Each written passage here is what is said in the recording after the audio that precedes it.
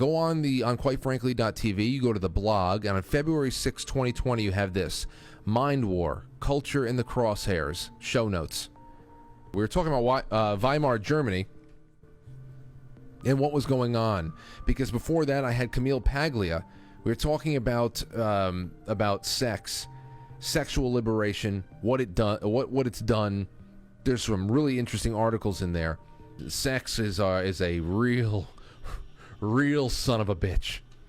If the world woke up tomorrow, even though this would be the end of humanity, but if we woke up tomorrow asexual, where we just did not have this need, this feeling, like I don't really care about that. I mean, yeah, it would be, but probably a lot of the wars would end. A lot of things would end. I don't know how much, but like I said, we would end.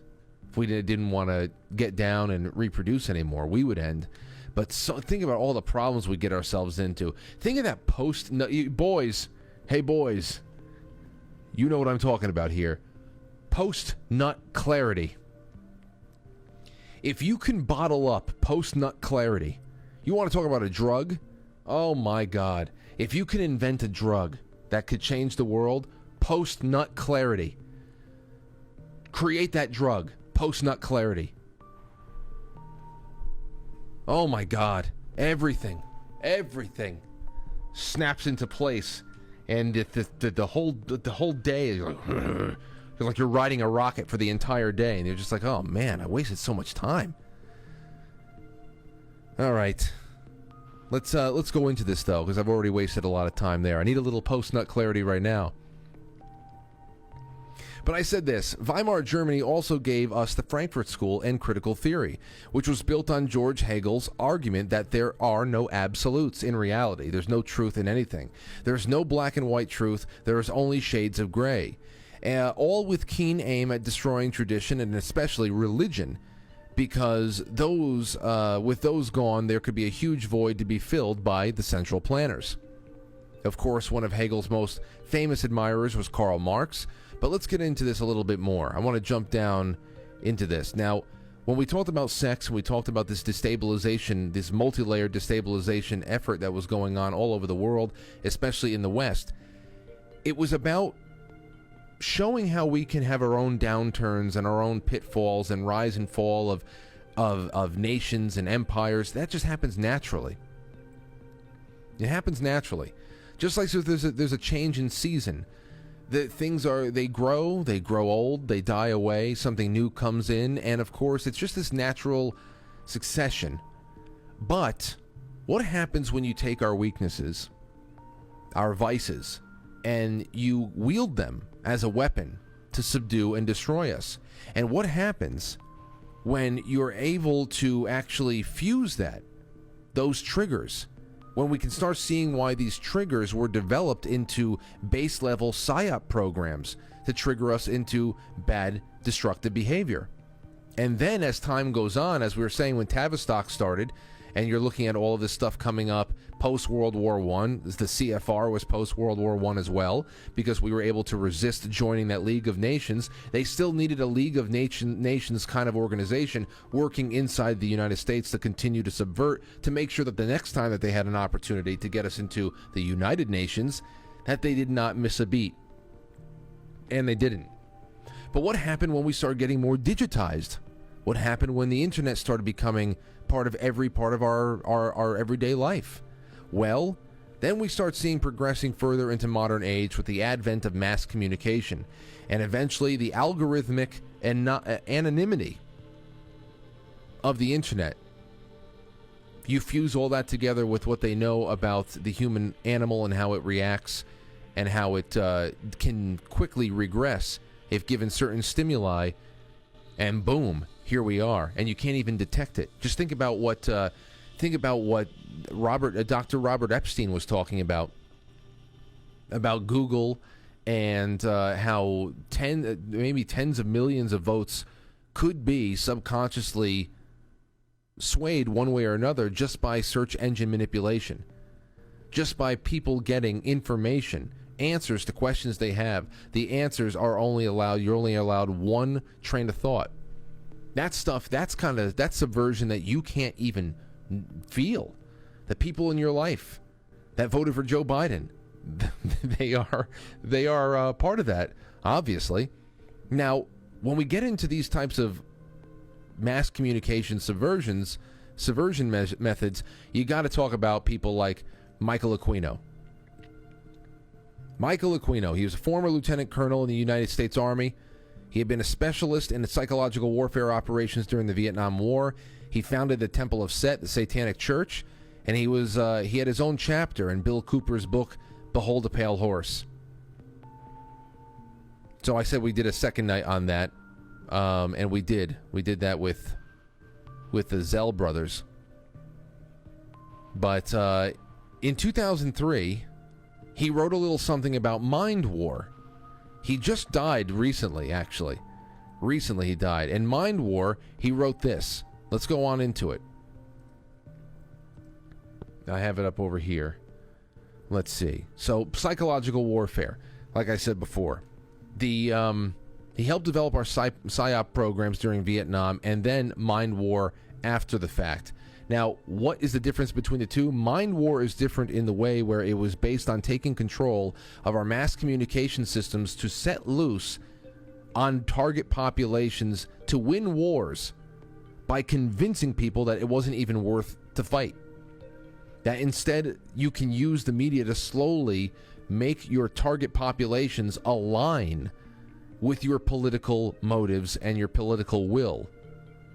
All right. Now, in this respect, you'll see how a lot of this is gaslighting just in the document itself. But first thing we're going to go to is page 2 and the last 2 paragraphs. Here we go. Within the U.S. military, PSYOP has habitually been relegated to a back seat as a force multiplier. The principal strategic decisions are made in consideration of traditional political and military interests and goals. Only then is PSYOP invited to the table to help achieve already agreed upon missions more efficiently. MindWar reverses this sequence. Psychological means for achieving victory essentially through convincing the enemy that he really wants to bring his national policies into harmony with ours. Those are fashioned in support of basic political goals. The use of ordinary military force, bombs, bullets, etc., is regarded as a last resort in circumstances wherein MindWar by itself fails. That's why I'm saying they're trying to get us to go along with things as peacefully as possible, to take on the propaganda, to take on the life and death situations that they're putting before us, the choice, these false dichotomies. And if it fails, there's always going to be a confrontation. Page 3, the first 3 paragraphs, listen to this. The advantage of MindWar is that it conducts wars in non-lethal, non-injurious, and non-destructive ways. Essentially, you overwhelm your enemy with argument. You seize control of all of the means by which the government and the populace processes information to make up their minds, and you just adjust it so that those minds are made up as you desire. Everyone is happy, no one gets hurt or killed, and nothing is destroyed. Sounds like it could be written by Klaus Schwab, no? Ordinary warfare, on the other hand, is characterized by its lack of reason. The antagonists just maim or kill each other's people and steal or destroy each other's land until one side is hurt so badly it gives up, or both sides are hurt so badly they agree to stop short of victory. After such a war, there is lasting misery, hate, and suffering. The only loser in MindWar are the war profiteers. See, this is where you say, this is the only thing that they're the losers. We're against the war profiteers. The companies and corporations which grow fat on orders for helicopters, tanks, guns, munitions, etc., etc., etc. Consequently, what President Dwight Eisenhower referred to as the military-industrial complex can be counted upon to resist implementation of MindWar as the governing strategic conflict doctrine. Oh, then we should definitely consider it. Because then there would be no incentive for this gigantic war machine. You see, this in itself is a PSYOP document. Now we go to page 4, paragraph 2. This is where we actually get into the MindWar program itself. All right, page 4, paragraph 2. Psychotronic research is in its infancy. But the U.S. Army already possesses an operational weapons system designed to do what Lieutenant Colonel Alexander would like ESP to do. Except that this weapons system uses existing communications media. So he's talking about how the Army has an operational system that can be used to make this a wonderful tool in our arsenal. And it already exists.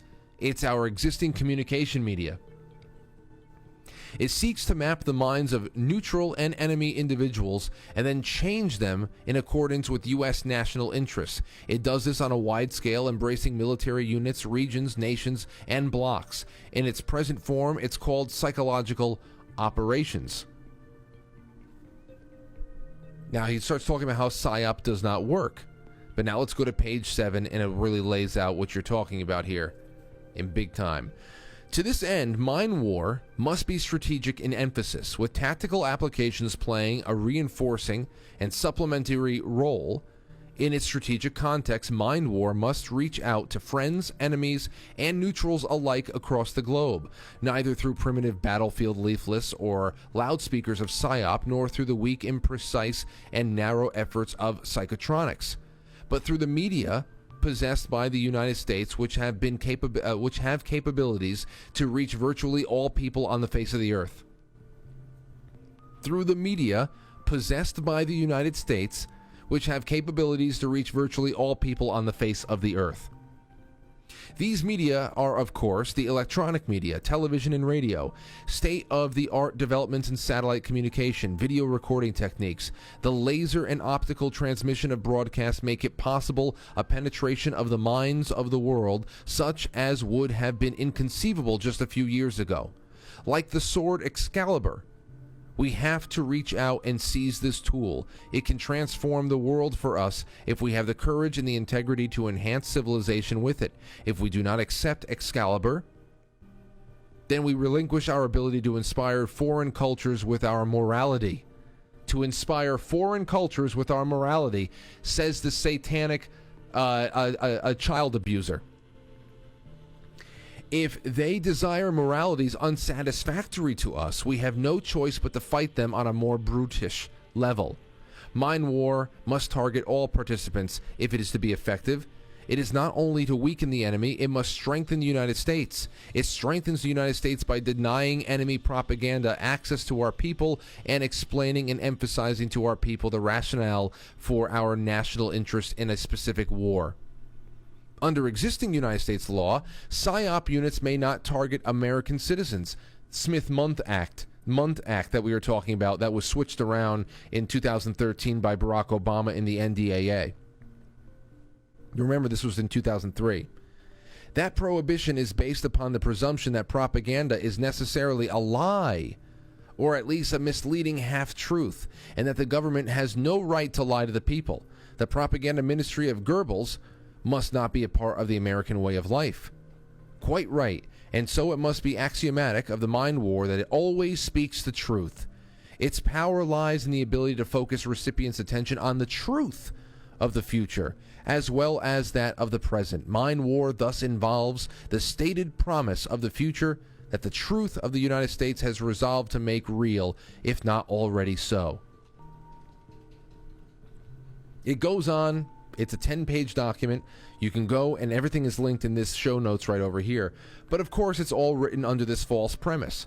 This false premise that A, we have legitimate enemies in places like Southeast Asia. B, we are the good guys, always, and the bearers of truth in every war, even though there is no objective truth, according to these people. And then number 3, it is inconceivable to think that this brand of media-based propaganda would ever be turned on our own people, and that it would ever be short of telling us the truth at all times. This was in 2003. Smith-Mundt Act was modified in 2013, 10 years later.